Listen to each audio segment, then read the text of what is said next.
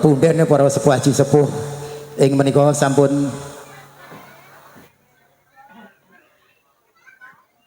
nggih alhamdulillah wa syukurillah nggih. Salajengipun nggih menika penyerahan gunungan ingkang dipun tindakaken panjenenganipun wakil panjenenganipun Bapak Bupati Blitar, Bapak Kasun minggahipun dhateng Ki Dalang Ndaru Kartika saking Tulungagung. Pramila medal kula semakaken. Nuwun.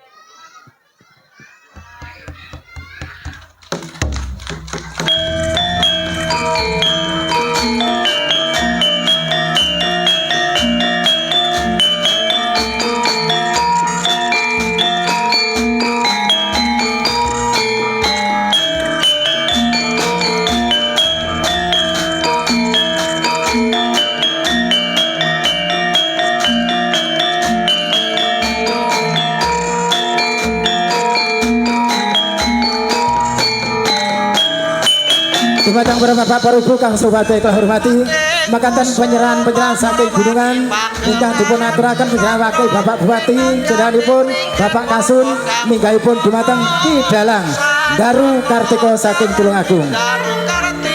Kawula minangka sebagai pranata acara pembagi acara wonten contoh krama kirang nuju prono wonten tumpah sawanten kula matur. Kawula keluarga besar yen ageng pahisami ingkang agung. Kula cekal sematan idina Bismillahirrahmanirrahim. Akhirus salam. Wassalamualaikum warahmatullahi wabarakatuh. Rahayu, rahayu sagung dumadi. Nuwun.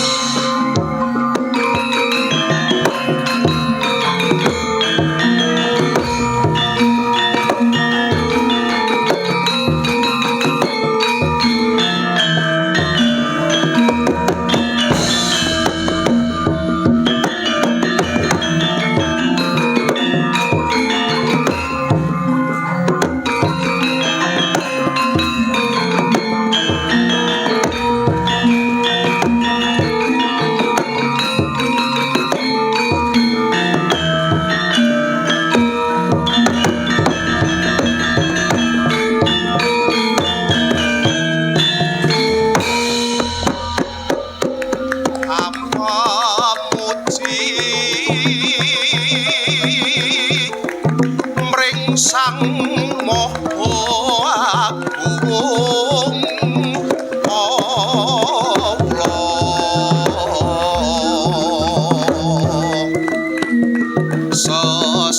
sesembahan sejati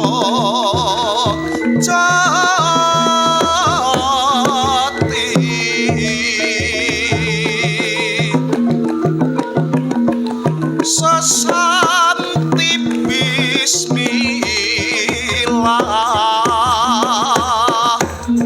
mugya paring pitedah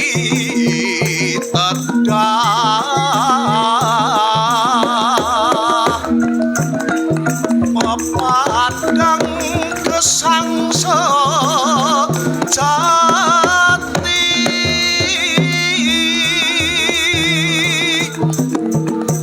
manggih kamulyan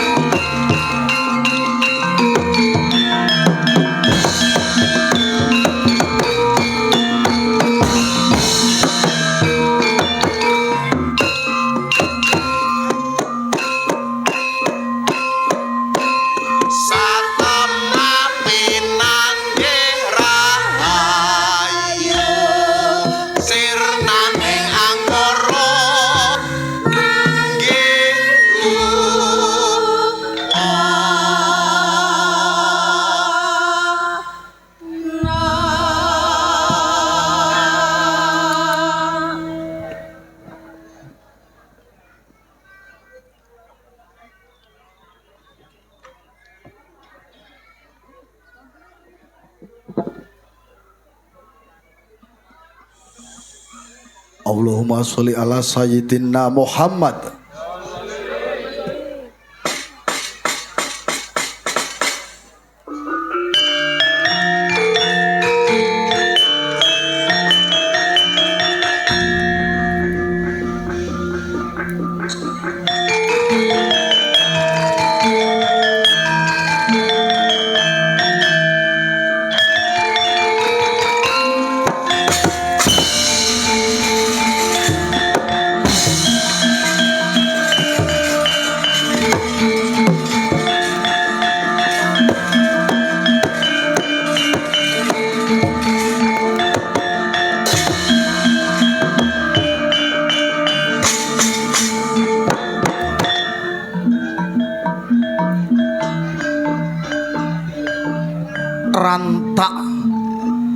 Rantak sumeblak sunaring Raditya dayaning weh Prabawa yuwana mring sagung dumadi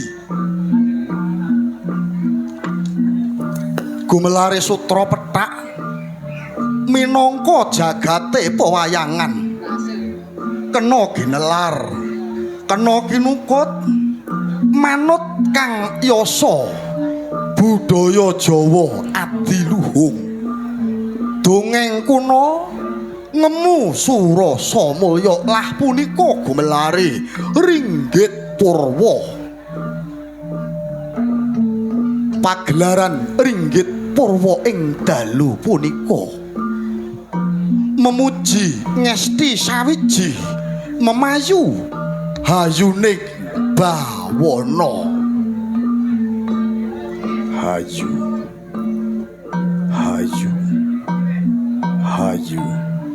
arah hayu kang tinemu arah hayu kang tinemu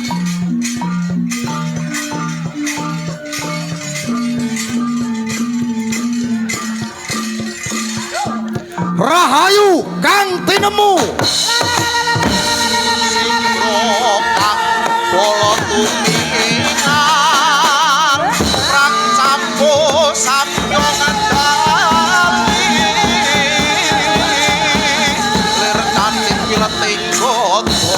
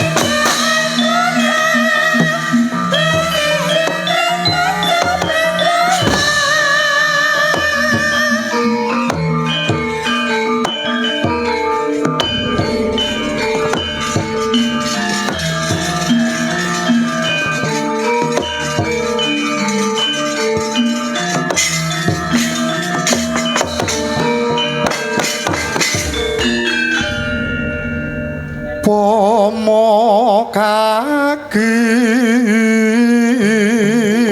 padha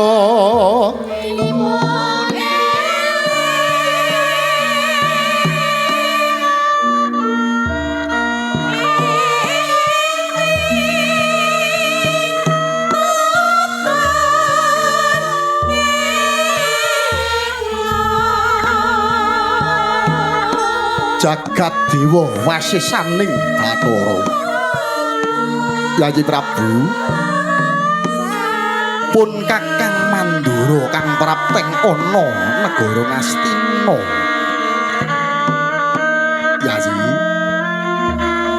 Yayi Prabu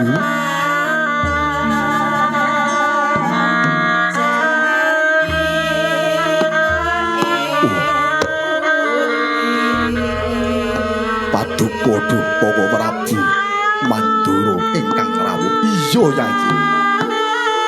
Nyuwun pangapunten Bapak Prabu. Pilih paduka rawuh. Kula boten mangertos. Iya.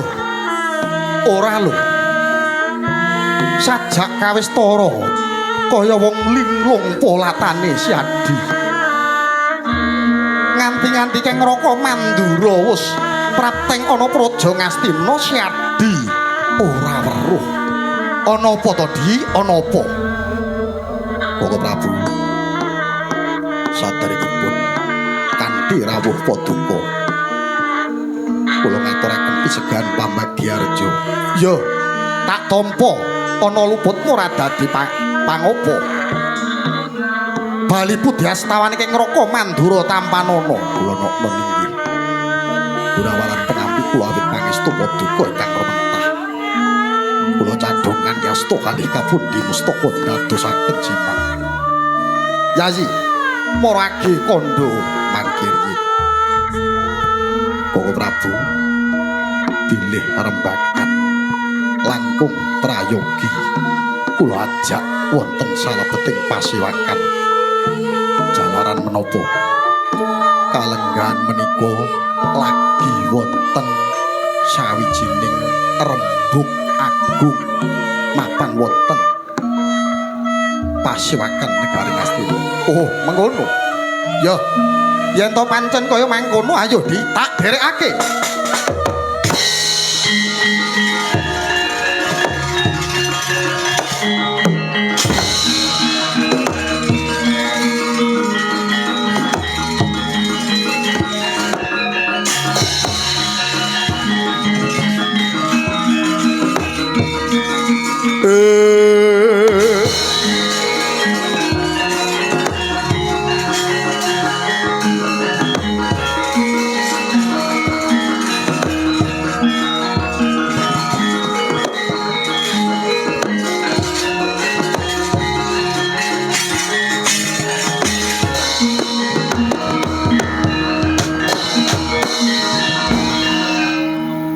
Satriya gongkang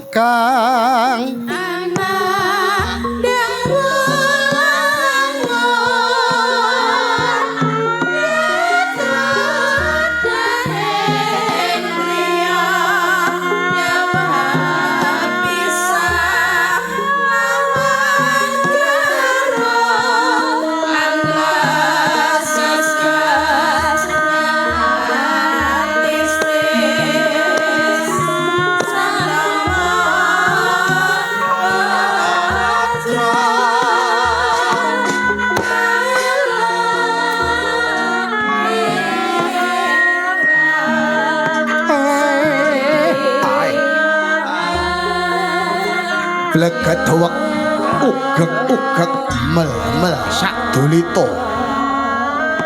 Ndara kula Gatut Kaca ingkang samangke nderekke para pepundhendika, para Pandhawa ingkang sami mapan wonten ing Karang Kembulutan inggih ing Karang Kadempel. Nuwun sewu nggih, Gus. Pancen dados pangarsa praja iku ora gampang, dadi pejabat niku mboten gampil. Kedah tatak tetek tanggon. Tatak ing ati tetek ing pikir tanggon ing bebaya kamangka. Kalenggan samangke pepundhendika para Pandhawa lagi gentur-genture. Prihatin meper marang hardaning kanepson. Ibaratipun wit-witan saya dhuwur niku saya ngrembayung.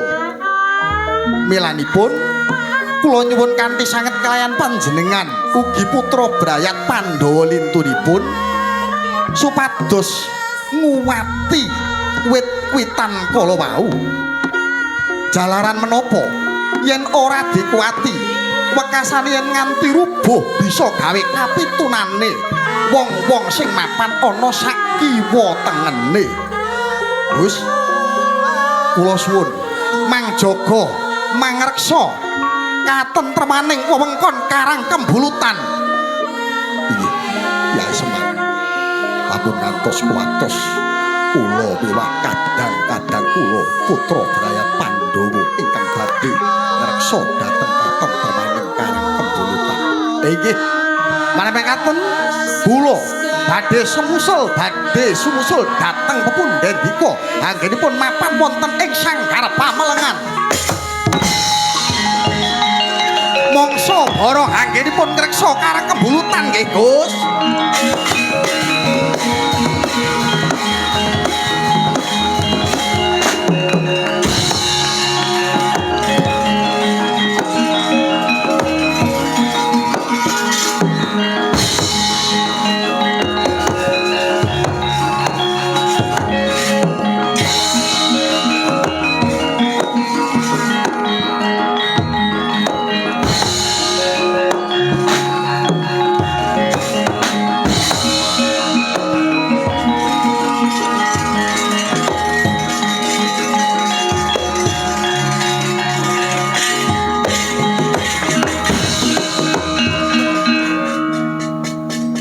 Kata Sang Gatotkaca tinon mapak Arga Suta tekapira Kresna manehar muji sakti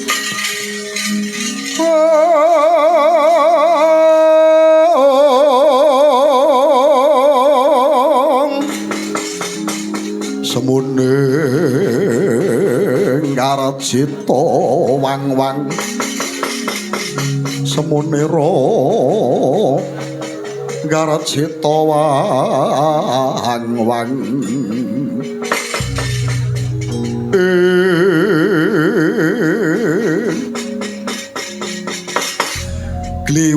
gliwa kaya golek kencana Nalendra Muda Pringgondani Prabu Anom Harya Gatotkaca Halilintar Pandhawa ya bledhek ngamarta sinten dasa namane nenggih Raden Purabaya Sena putra Arimyat Maja Gurudaya sang jebeng tetuka Gya ngagem busana paringe Jawata Kotang Anta Kusuma kuasane bisa mabur tanpa elar mletik tanpa sotang ambara ing awiyatan prabeda ing daratan caping Basunanda ana udan ora kudanan ana panas ora kepanasan kasut madu kacrema walungsunganing Hyang Antaboga lamun to ngambah ing dirgantara mongko ngungkuli pandhita tapa lemah sangar kayu aeng miyang watu angker dadya tawa tawi tawar datan ana kang miwalati mangkono Sang Gatotkaca gya cancut taliwonda cancut ajincing taliwonda cecawet ngencengi tali badhonge den ulur uncale linong sorge celanane tumengoy ngakoso plinter gumbala seblak sampur tanjak prangka genjot bantala mlesat ngantariksa kebat kaya kilat kesit kadya radit sumusuping Ibu Himantaka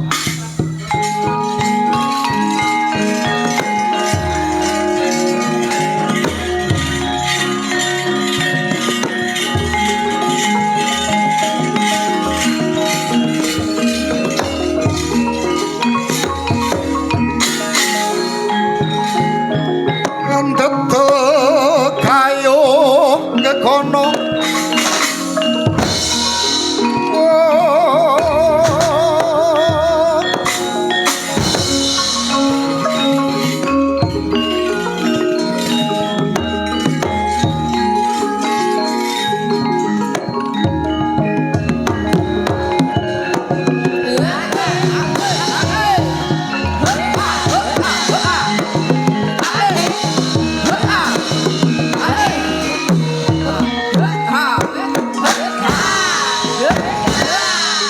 Iki dereng dadi lho, Bu Kades. Iki lek pun dadi sae. Pesene ngoten.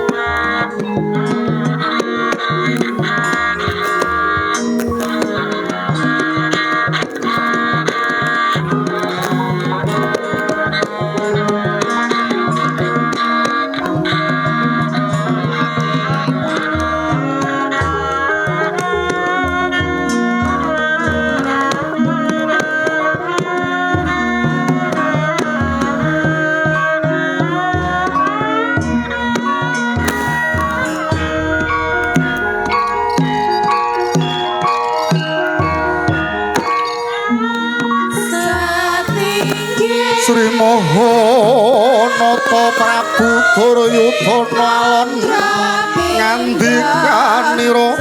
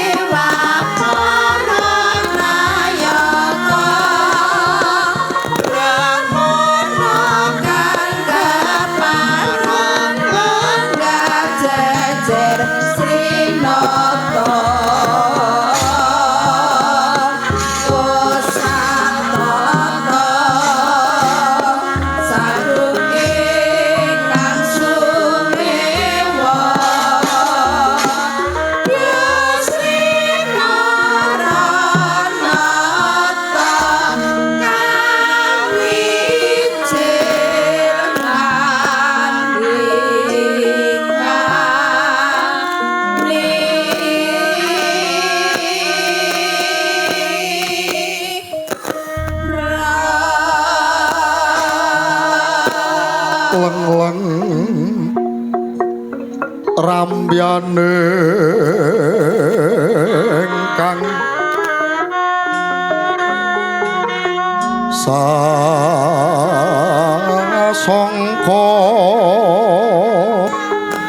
kumanyar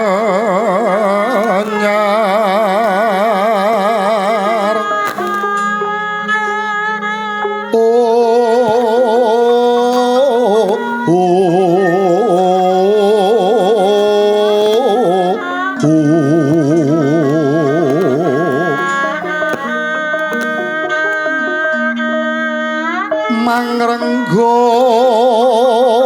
ruming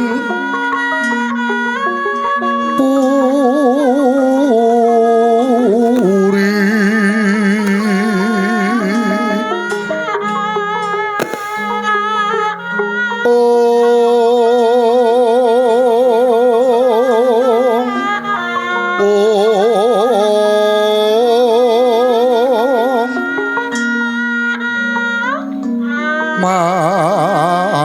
mangken tanpa sireng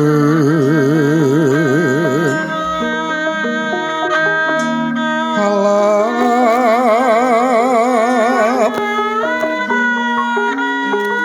ning kang omah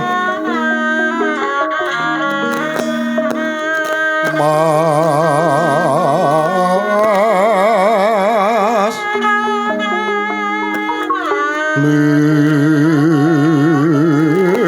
lir morbeng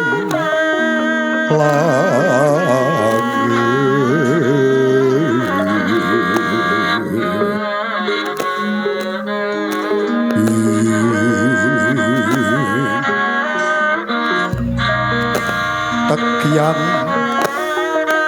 sarwa manik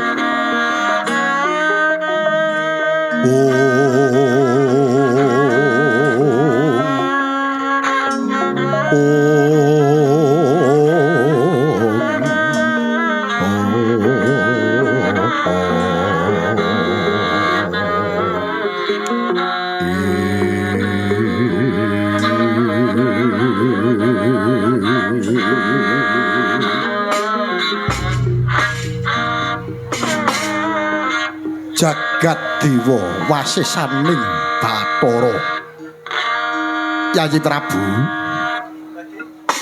kagiat kadura wakasan rasaning atine keng Raka Mandura dupi nampa kintaka saka negara Ngastina kang den tapak asmani dening Paduka Yayi Prabu Kurupati. Sakala glarapan rasaning atine keng Raka Mandura kaya-kaya negara Ngastina iki tak jangkah sepisana enggala prapta. Jalaran pun Kakang Mandura duweni rasa jubriya apa kira-kira negara Ngastina iki ana sajroning bebaya. Lah bareng Kang Raka Mandura iki ngancik laladan Ngastina cingak rasane atine Kang Raka bareng ngawuningani Among Tani kang padha sengkut gumregut tumandang Kardi. Wangunan gedhong katon magrong-magrong kawimbuhan. Dalan-dalan katon resik gasik sak pinggiring dalan tinata watu putih tarik-tarik. Mahanani negara Ngastina iki ana sajroning katentreman. Malah kepara di pun Kakang iki mau yen to nyawang kaendahan Purayagung negara Ngastina iki mau wah tak embake kaya dene Kahyangan Suralaya. Kapan to kapan besok Mandura isih duwe kaya ngene iki. Oh, biyo.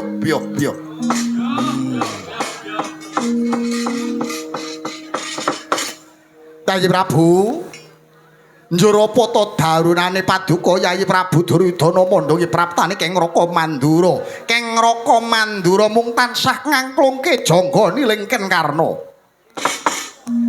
Koko Prabu. Biak padang pindha wulan purnama. Ingkang karya ular pepajar pindha patraping taruna ingkang kandhuan gandrung asmara. Kedadak kapadaning sihrawipun paduka Koko Prabu Mandura ndadosaken bingahe manah kula kados jinugrukan Gunung Sari Samudra Madu. Inggih Koko Prabu. Mugi samangke rawuh paduka menika saged nambar ati kula ingkang lagi nandhang pepeteng. Pangandikan paduka mangke ndadosaken panglimbange raosing manah kula ingkang lagi nandhang duh kita. Yayi Prabu ki menggalih babakan apa? Inggih Koko Prabu. Waleh-waleh napa? Rina pantaraning bengi ingkang rayi menika tansah binayang bayang wewayanganing kadang Pandhawa ing tempuke perang Baratayuda Jaya binangun. Koko Prabu ebo kathahing korban inggih awit saking ganasing paprangan. Mbok bilih samangke kathah wujudipun cumplung sirah krikil luntu. Akeng para randa-randa ingkang tinilar seda dening kakunge sarta penangising bocah ingkang tinilar pejah wong tuane. Lho. Ya gene iso mikir kaya mengkono Yayi. Inggih. Mila kanthi menika Koko Prabu kinten-kinten menggah pemanggih paduka tempuke Bratayuda menika benjing kelampahan menapa mboten. Lah dalah.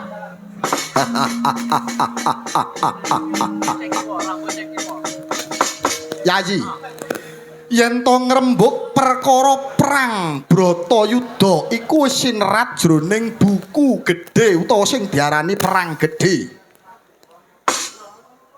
Perang gedhe kang sepisan yaiku sing diarani Perang Pamuksa. Perang Pamuksa niku perange sinten? Pamuksa niku perange Prabu Pandhu Dewayana. Ingkang lumawan inggih menika Nalendra Pringgondani Prabu Tremboko. Loh, rumiyin nggih sampun kelampahan.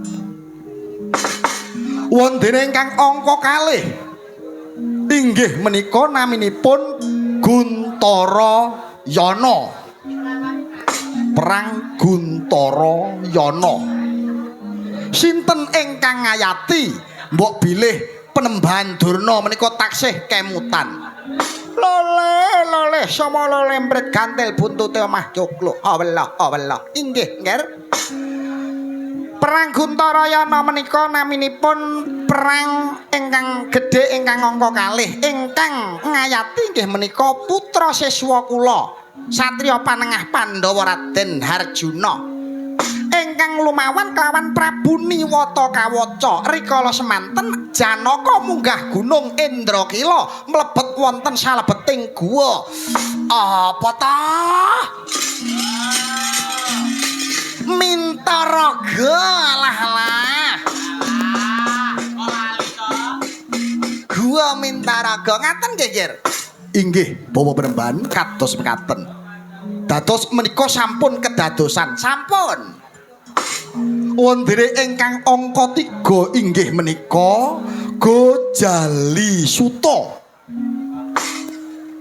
Gojali menika bapak Suta niku anak perang antarane anak karo bapak lho sinten ingkang nglampahi kadang kula Yayi Prabu Kresna ingkang lumawan kelawan ingkang putra si Bama Narakasura lho nembe wae kedadosan wonten ingkang angka sekawan inggih menika perang Baratayuda Jaya Binangun Barata wis ngarani trah Barata yuda iku perang Jaya iku menang Binangun hambangun dados perang Bratayuda Jaya Binangun iku perang suci perang kang wis kinodrat jinangka ing dewa mila mapanipun wonten ing Tegal Kuru Kasetra lho Tegal wis ngarani ora-ora amba Kuru trae bangsa Kuru Kasetra menika papan pekuburan lho inggih ing Tegal Kuru Kasetra benjing kangge ngubur antarane Pandhawa napa Kurawa ngaten lah wondene ingkang angka gangsal sampun lho tak jangkepi ping 12 sampun cekap sekawan mawon lho mengko ndak dikira pun Kakang ra iso cirita dikira pun Kakang ra weruh sejarah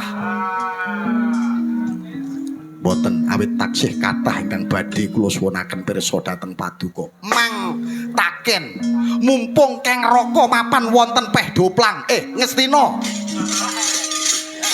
jarang-jarang lo nanggap dalang terus murah ngene iki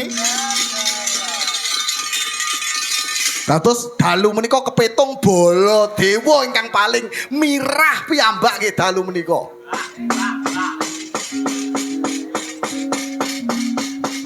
Koko Prabu Mandura kados pundi Yayi menawi Bratayuda menika binjang kelampahan ingkang mimpang menika pundi lho Yayi Prabu Duryudana takon sing menang sing ndi sing kalah sing endi ngono lho nggih kados mekaten Yayi jagat iki nyeksenana kabeh nayaka praja dadi seksi besok perang Bratayuda Jaya Binangun sing menang sing bener sing kalah sing luput kados pundi Maman aduh kula malah bingung inggir bola bali nek wong politik ditakoni nggih ngoten niku bulet ngoten niku milane kedah dipun perjelas kados pundi dipun perjelas digenahne nggih digenahne inggih Bawa Prabu kados pundi Yayi ingkang dipun kajengaken ingkang mimpang ingkang bener ingkang kawon ingkang lepat menika kados pundi nalaripun lho yen bab bener lan luput ya aja takon pun Kakang to Di mara coba samengko aku tak takon Kurawa ki miwiti ndil-ndil nganti ondol-ondol jejabang nganti jerapan kira-kira tahu tumindak jujur apa ora ayo jawaban tahu tumindak jujur apa ora aja mung meneng wae. Tak buka sethithik. Biyen anane bale si golo-golo murup mangalap-alap kae saka pokal gawene sapa? Lakon bale si golo-golo. Loh, kuwi real. Kuwi nyata. Dalange yo neng kene. Sing nyusun ki yo neng kene, rape sing nyusun rape iki neng kene. Ora ngaku tak jejekane ndase. Inggih, kula.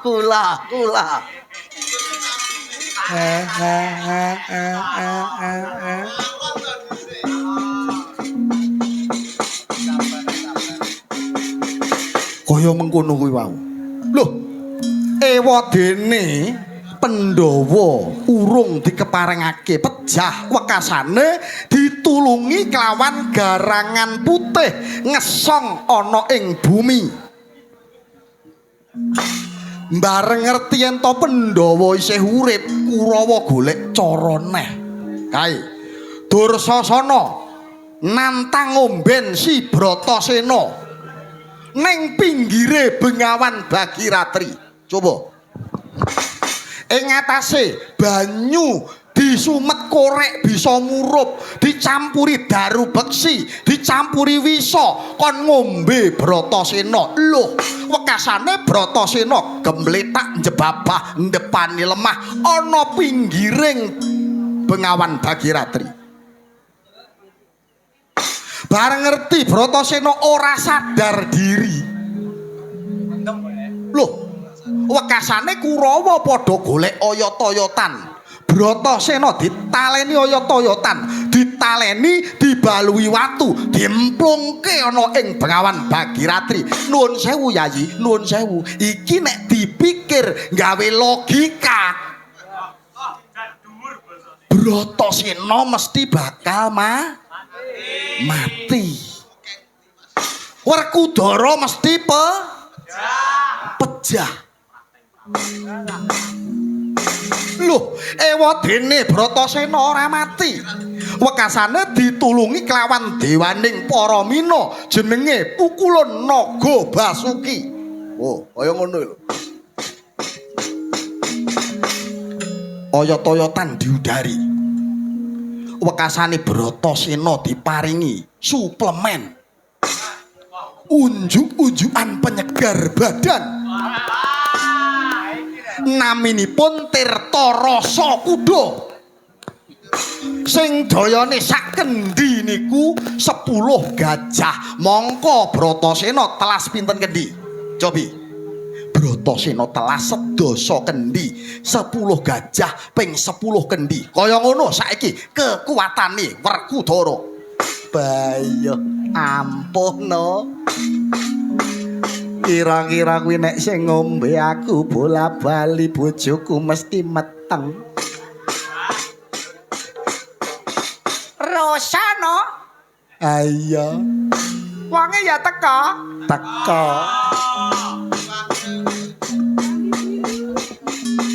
Coba kaya mangkono kamurkaning para Kurawa. Loh, isih urung trima meneh. Sampun. Tak genahke pisan. Iki. Ing ngriki kula sampun saged nggaris ngandhapi. Lire benjing sing menang niku Pandhawa ingkang kawon menika Kurawa. Paling lho niku. Kula mboten matur ngaten lho, Di. Ning jaja nyoro-nyoro sajak ora lega rasamu to, Yayi. Bayata bayem anggo ngrembuyung rowene rawang karo taru karanjang kondang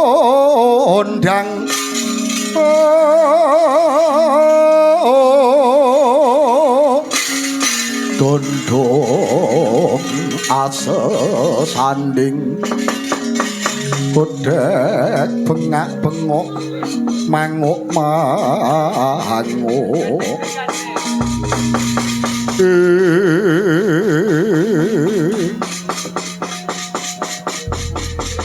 Koko Prabu Mandura dawuh kados pundi Yayi Prabu?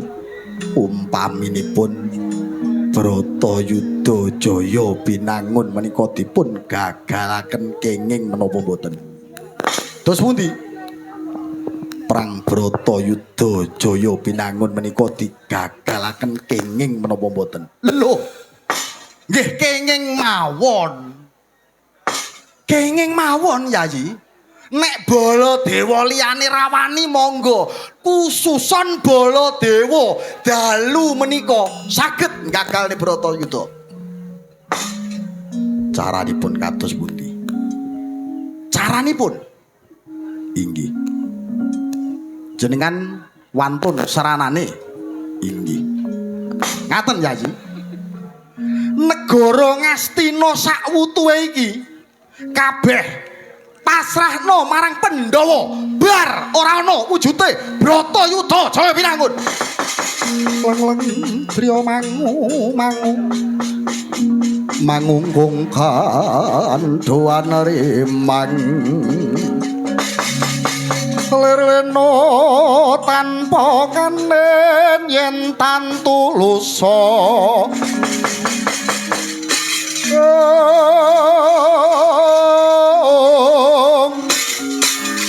amengku sanya utama Nalendra mudha alon wuwus nyongrapa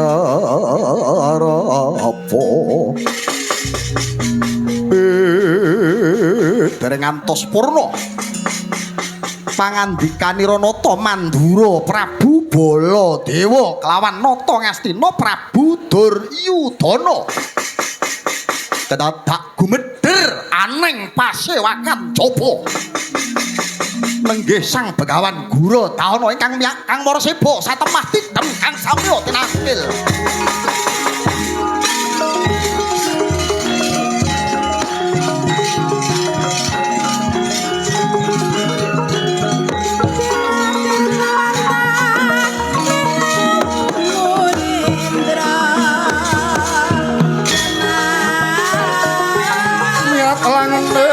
Kalang wanagelar panda moncar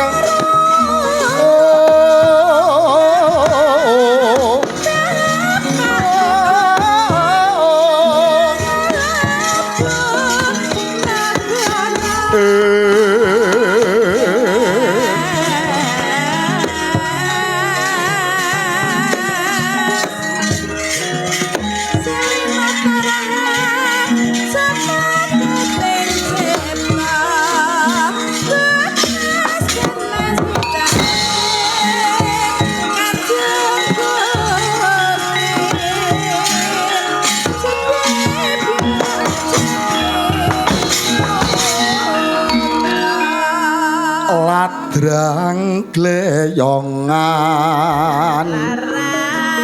Slendro ate manyuro akiriki besan gleyongan sinanggaan lutwi rama nasise ingkang ambeksa kandas luas Amit pasang Kalimantan B ilo-ilo sesiput denda tumawen tuwang sari sinuwun kula ingkang sowan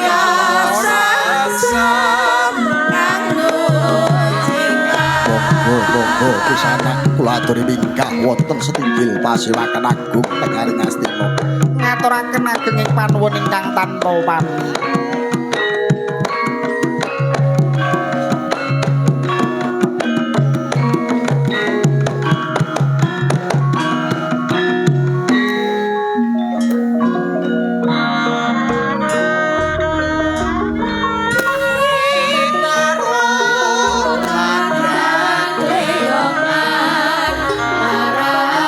Slendro ate manyuro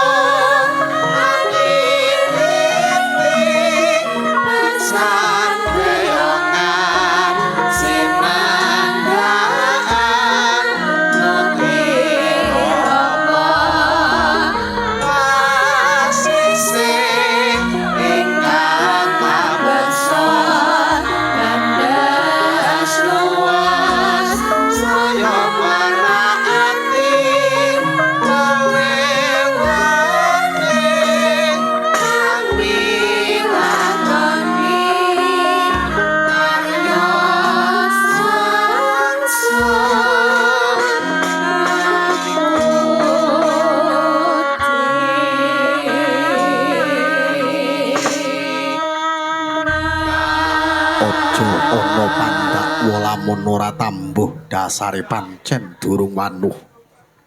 Sapa sejatine kisanak kang munggah ana Pasiwakan Agung negari Ngastina?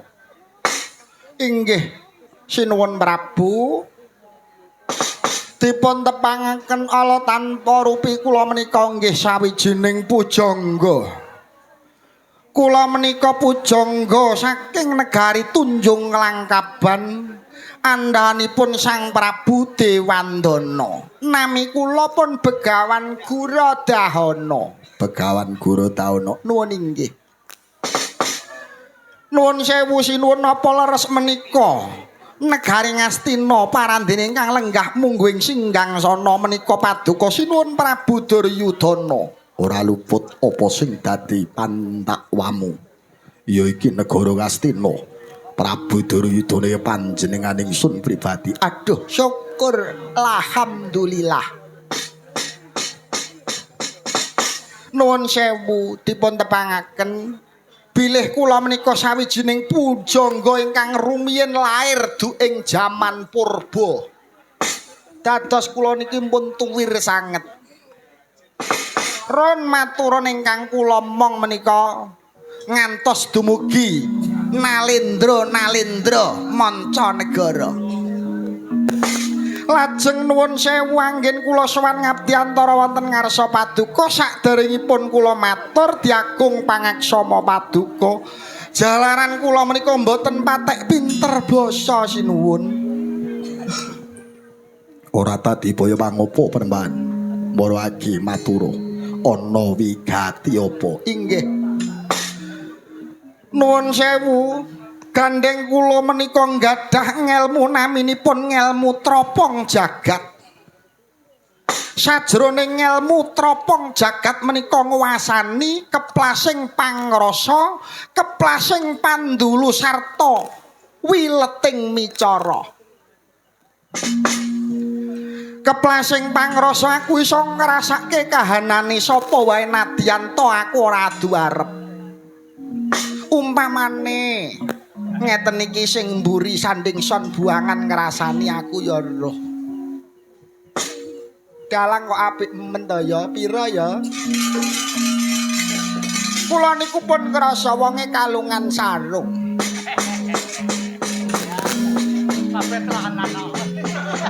Mengko kek sanu Pak Kambali.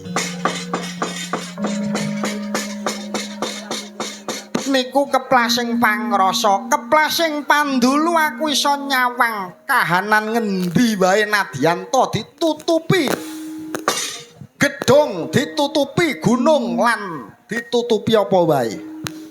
Aku iki nek nyawang ning ngarepku sinden-sinden tot ding grandul ngono aku ya roh. Oh, yeni mah berane ngendok bebek.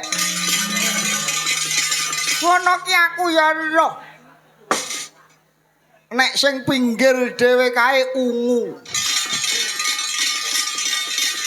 Ha, niku suatu contoh keplasing pandulu. Wileting micara ingkang angka 3 wong sak jagat ki ra ana sing menang yen to debat kalih kula. Bener tak gawe luput-luput tak gawe bener. Inggih awit saking menika sinuwun kula saged ngraosaken kahanan paduka sinuwun Prabu Duryudana. Prabu Duryudana niki lagi susah. Inggih awit menggalih benjing tempuke perang Barata Yudha Jaya Pinangun. Nggih napa mboten? Waduh, Penembahan.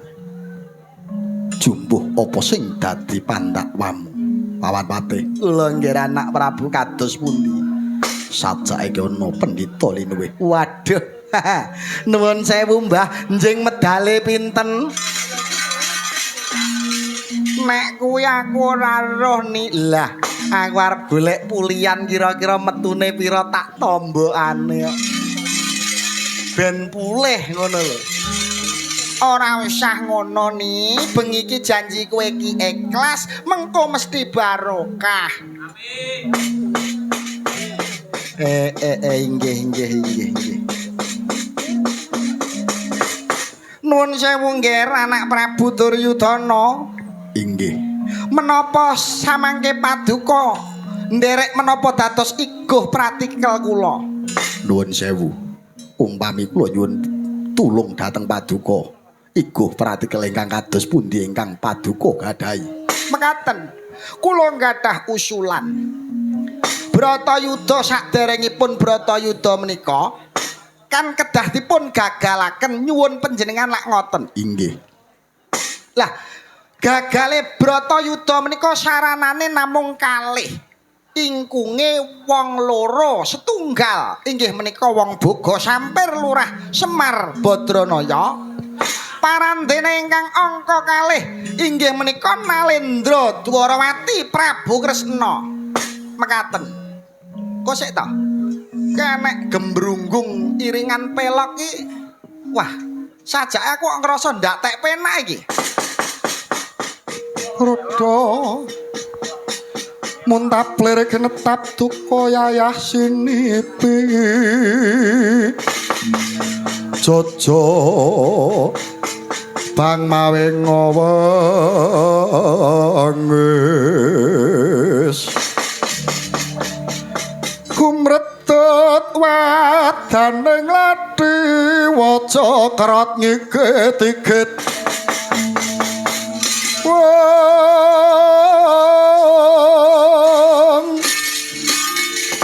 netra kocak ngundarandir saliran nyonggal ukur sinapet nomrang sagedeng mijil. Tahanane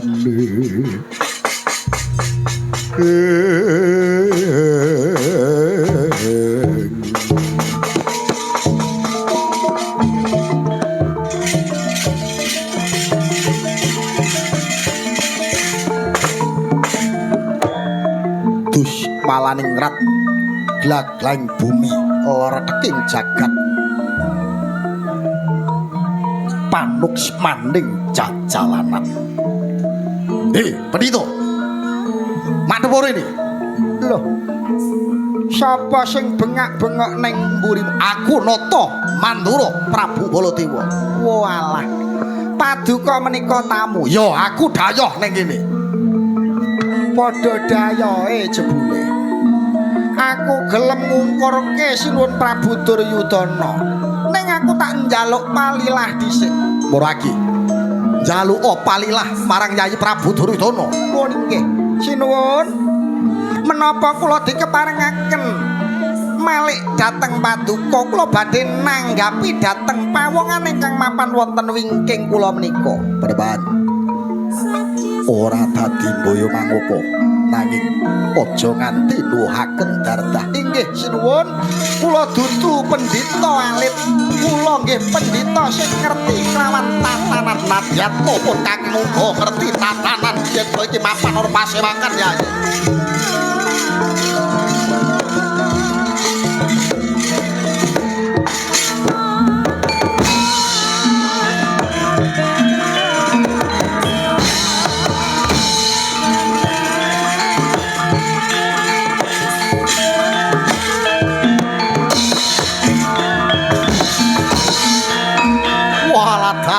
Malang kadak menteleng karo aku. Kowe ya menteleng no. Ayo, anggapmu apa? Kowe gede dhuwur ora turah bakal, aku cilik ya ora kurang bakal. Ketelanya ora, apa mbok kira aku diano kowe? Ora. Aku Nata Mandura Prabu Baladewa. Sing takon ya sapa? Wah, sajak nganyelke wong iki. Kowe ngapa kok iso nesu karo aku? Kowe mang nyebut sapa? Wong Boga Sampir Semar Badranaya. Sijine Nata Ndarawati Prabu Kresna. Kowe ra weruh Kresna ki sapa? Mbah. Kowe ra ngerti yen to Kresna ki adikku kualat dalah. Adimu to gene ra omongken mang. Ngerti ngono sinuwun Prabu Duryudana ki tak bisiki. Ben kowe ora usah nesu-nesu karo aku, mengko menggukmu kumat. Dianane. Bajingan kowe. Yai Prabu. Samangke Paduka kados pundi? ampun dahar pendhita ingkang nembe teka menika. Oh Prabu, lareh sisik, lareh sisik. Lareh pripun? Sareh. Kula menika lagi bingung, lagi linglung.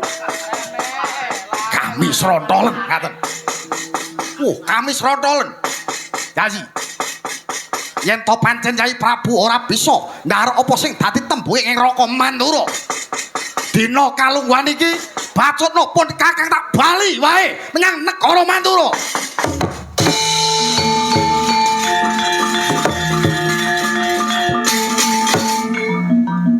Ing kene tak tetepake. Lamun to Ngastina iki gone wong Duraka. Ngastina gone wong Wengis. Duraka biyen Wengis ra apa-apa. Piye? Piye? Parap. Yo. Yen to mbok bacutke apa sing dadi kekarepane pendhita iki. Dudu sapa-sapa tandinge. Aku kang bakal memalangi. Aku Baladewa, ya bantenge tanah Jawa. Pendhita, tak enteni ana negara Durawati. Tantang-tantangan. Yen pancen kowe wong jandon Ayanana Prabu Baladewa. Cuk. Amuk Samrata to tandingan Baladewa ibang-ibang basa padha.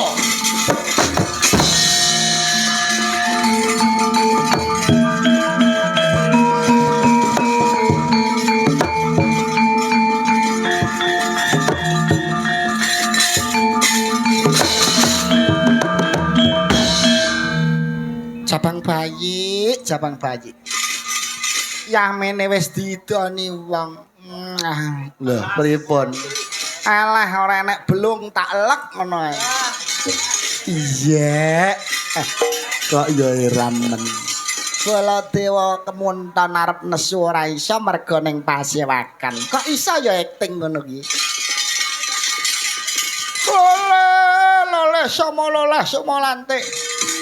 Nuwun sewu nggih anak Prabu Kendhing Ngastina wonten pendhita enggal luwih becik. Kula tak wangsul dhateng Sukalima.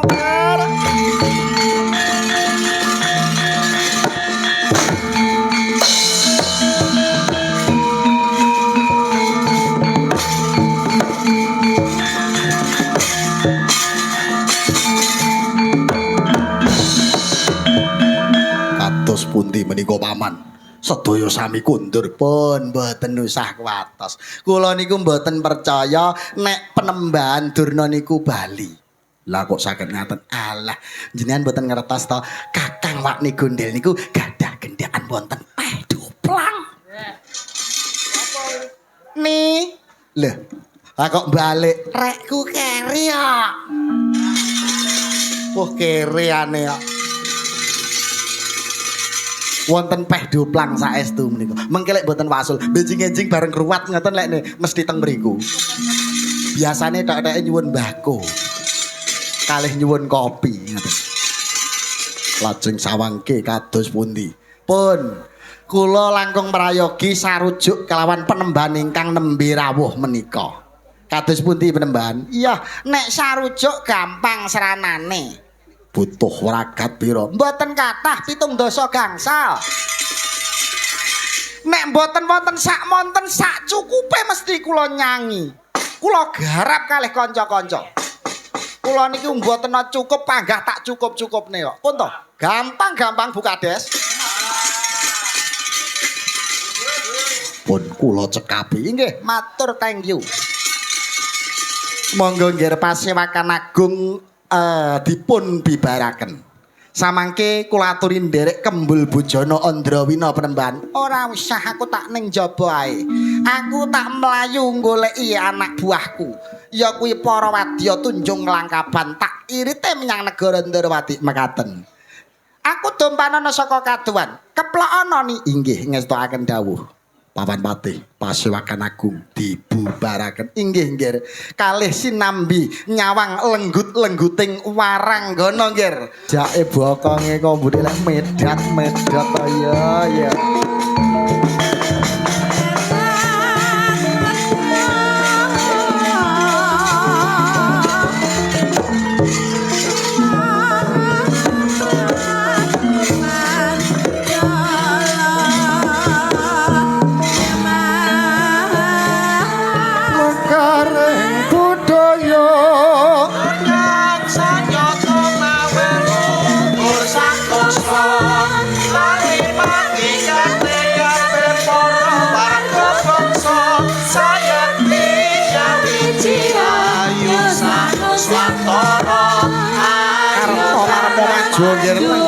kula nok nestakaken dawuh paman.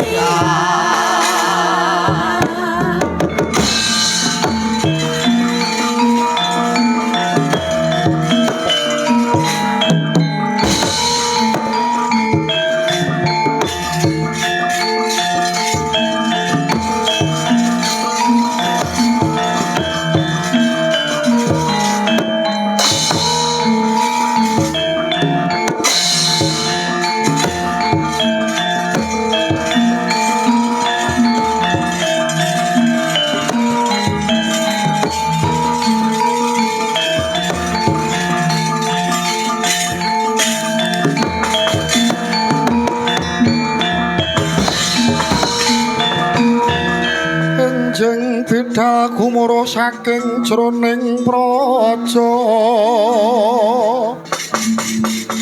kunge kang bolokaswa abro busananira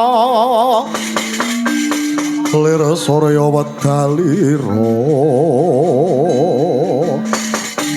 saking Joloniti arsa madangi jagat tuungep-ungep aning sapucake wukir marabak sumebelak bang sumirat neng soroteng soraya neng soroteng soraya mega lan gunung-gunung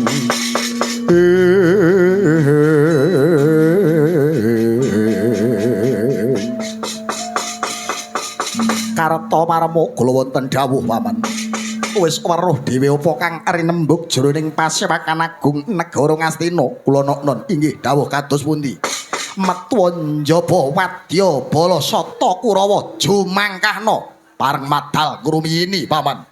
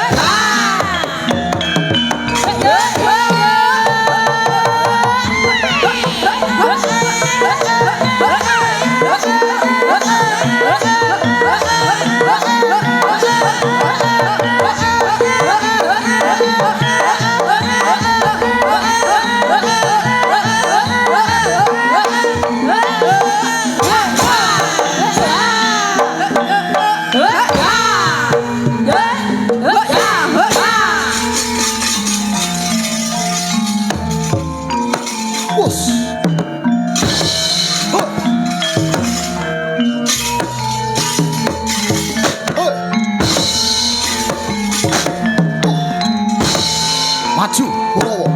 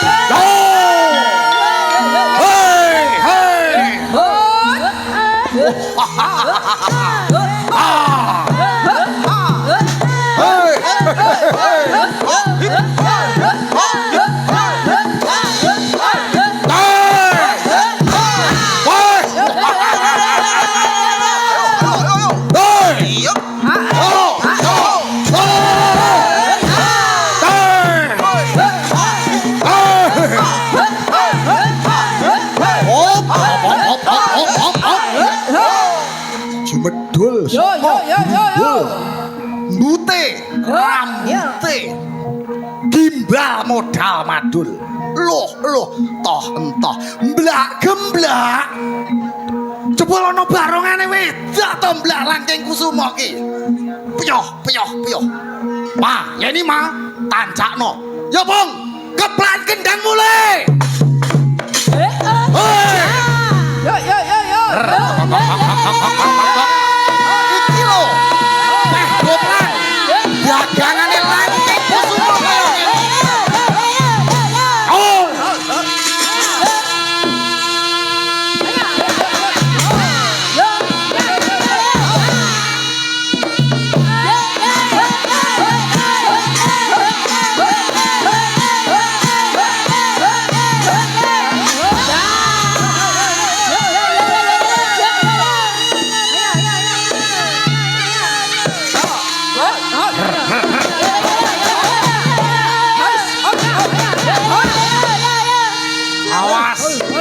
Tapi tenan iki.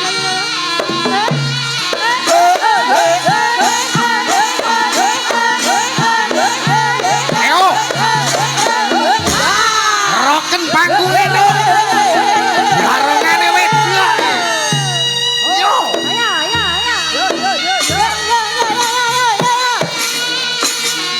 Hanya ada di langking kusuma Krutulungagung.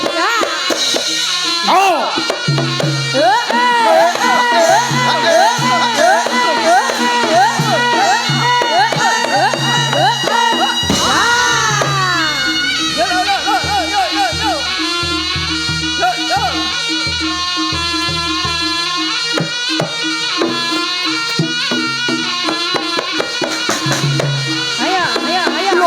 Enek celengane barang iki.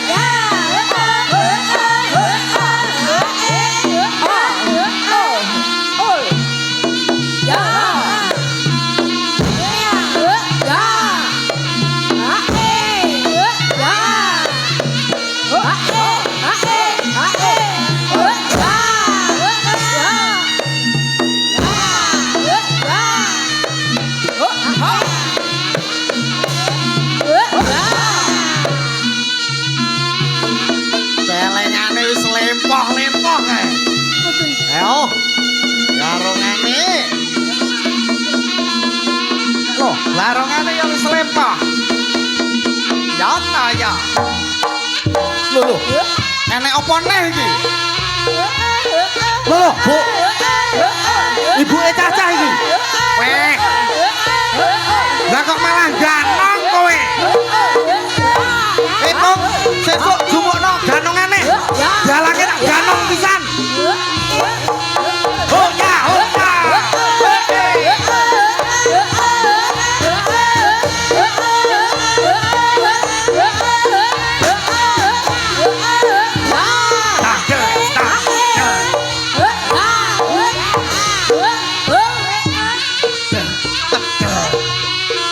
Wah, lelet kowe. Peh anakmu barong kowe.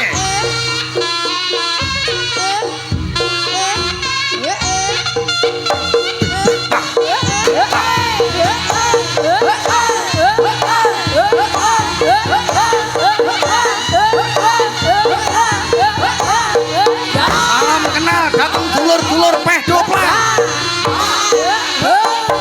Oh ya, oh ya.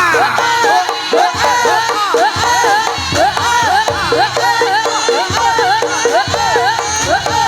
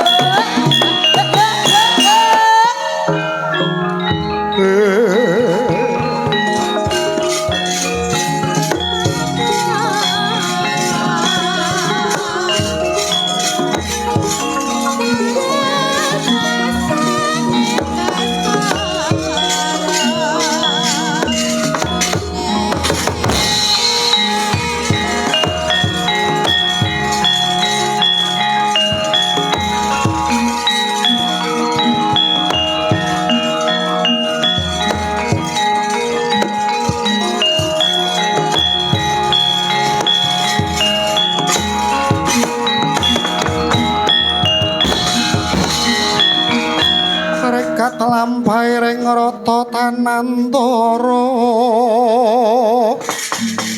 prapteng sukuning araga ram tumingale pakuwon asrine